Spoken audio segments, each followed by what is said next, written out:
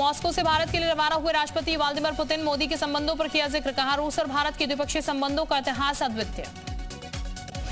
शाम को पीएम मोदी के साथ डिनर में शामिल होंगे पुतिन, दोनों नेताओं के बीच कई अहम मुद्दों पर होगी चर्चा। राजनाथ सिंह रूसी रक्षा मंत्री आंद्रेई बेलुआसाव से करेंगे मुलाकात, दोनों देशों के बीच रक्षा सहयोग और रणनीतिक साझेदारी पर होगी चर्चा। अमृतसर में पुतिन का स्वागत में कलाकार ने बनाई रूस के राष्ट्रपति की शानदार पेंटिंग, एक्रिलिक रंगों से तैयार की पेंटिंग भारत रूस दोस्ती का संदेश दे रही तस्वीर।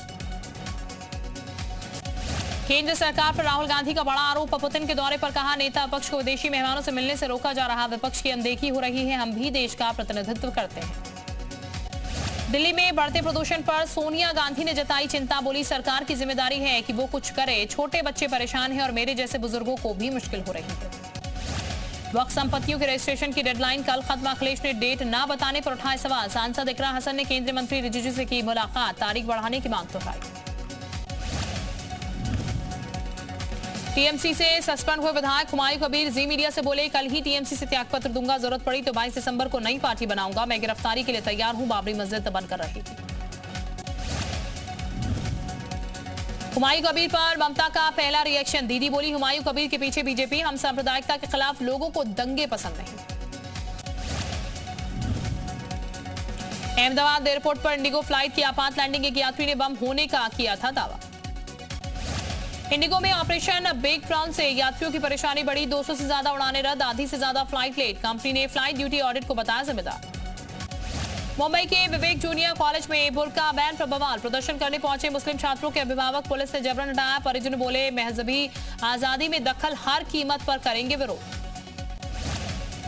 जम्मू में सुरक्षा बलों का बड़ा एक्शन, नाको टेररिज्म गिरोह का भंडाफोड़, 25 करोड़ की हेरोइन बरामद, 3 पिस्टल बरामद, 6 लोग अरेस्ट, पाक के संपर्क में थे सभी तस्कर। सपा सांसद मोहिबुल्लाह नदवी का विवादित बयान, कहा मुसलमानों के अधिकार कमजोर किए जा रहे, शायद हमें जिहाद। सपा सांसद के बयान पर बोले मनोज तिवारी, ये मजहबी एकता नष्ट करने वाली भाषा, कानून को इसका संज्ञान लेना चाहिए। सपा सांसद मोहिबुल्लाह नदवी पर भड़के जगदम्बिका पाल, कहा जिहाद की बात करने वालों को संसद में रहने का हक नहीं, देश कानून और संविधान से चलता है।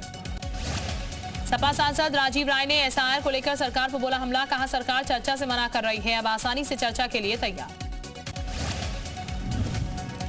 गुरुग्राम में हिट एंड रन का मामला, मॉर्निंग वॉक के दौरान व्यापारी को कार ने मारी टक्कर, मौके पर हुई मौत, हादसे के बाद आरोपी चालक फरार, वारदात सीसीटीवी में रिकॉर्ड।